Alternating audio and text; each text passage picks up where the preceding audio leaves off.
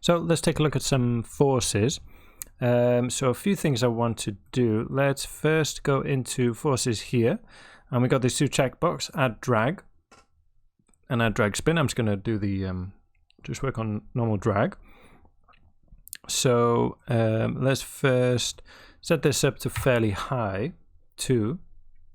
And then I'm going to use an expression to vary that drag across the pieces. So basically what I want is some pieces, moving up quickly and others moving more slowly. So you get the sense that they're made of different materials, right?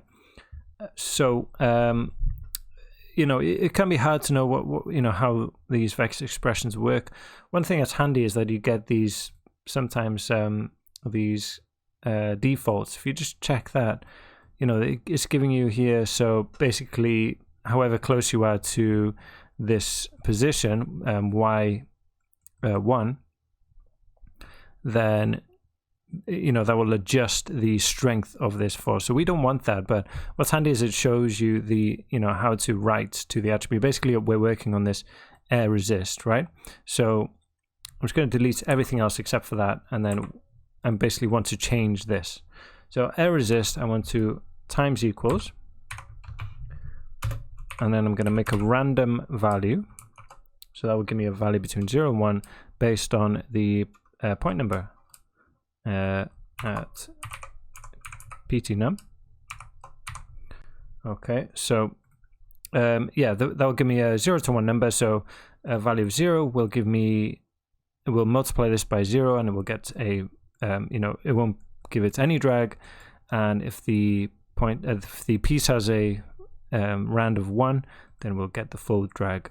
So let's just play a few frames and we should start to see that doesn't like that for some reason.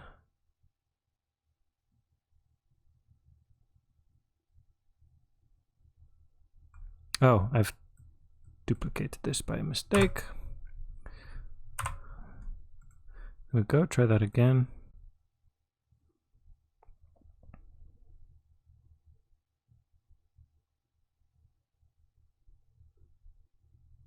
Okay, so I think we're starting to just see it there. We got some pieces kind of flying up quickly, like these two, and then others are moving much slower. And the one that first, see, they're overtaking, and they're the same size. So that, just gives it a bit more interest visually. So also what I want to do is work with a couple of the pop forces. I'm going to use the pop curve force. So what we do is generate a line kind of where the force is being acted, and then we can get the pieces to spin around that, which will also look really cool. So let's make this, give ourselves a line going up like that.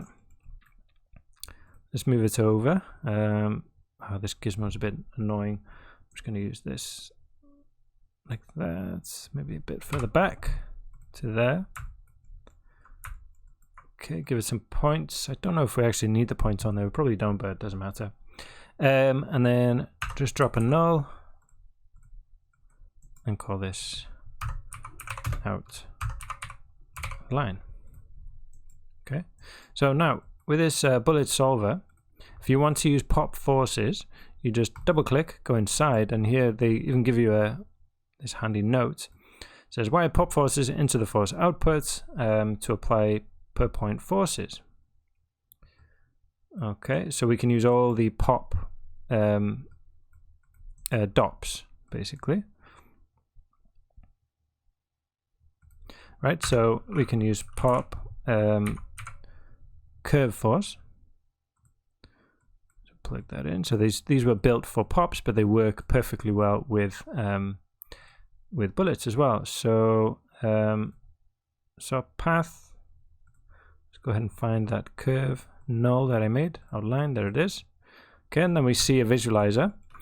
So anything within this red bound will be simulated. So obviously, we need it to be, sorry, not simulated, it will have an effect on anything within this red bound. So obviously we need that much bigger. So I'm going to set this up to be about 15.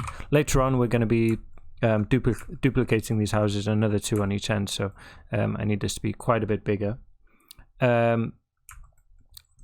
So we've got a few different forces here. So we've got follow scale, so pieces will be pushed along the line with this value. Suction pulls them into the center, okay? Orbit is to spin around, and inherent velocity, we don't have any velocity on the line, so I don't think that will do anything. So suction, I don't want any suction on it. Well, set it to 0. -1 will push away. Follow, I'm going to animate it so that it becomes stronger. So I want the pieces to start going at a certain speed, and then for that actually to gradually build up towards the end, right? So I'll set that to 1 on the first frame, set it to manual so we don't simulate, go to the last, and then let's set it to something pretty high like 20. Alt click on that. Okay, so that's great. And then go back to the first frame, and then I'm going to set the orbit scale to 10, so pieces will kind of spin around that. Another thing we want is pop force. So this will add some kind of just random noisy, almost like a wind to our simulation. Okay, so I'm going to set that to 5. Right, so back out here, visualize that, and then let's run a flipbook from here.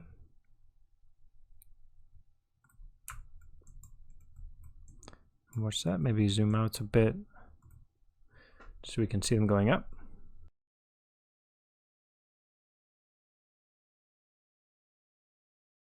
Okay, let's watch that. So right away we can see they're kind of spinning around. You get that sense of spiraling, which is cool. We got a bit of kind of random movements as well, which is nice. We got some pieces going much quicker than others, and that clustering there, that looks cool. All right, brilliant. I think we're pretty much ready to cache this out now. Okay, I'm gonna close that. We'll take care of that in the next video, I think, actually.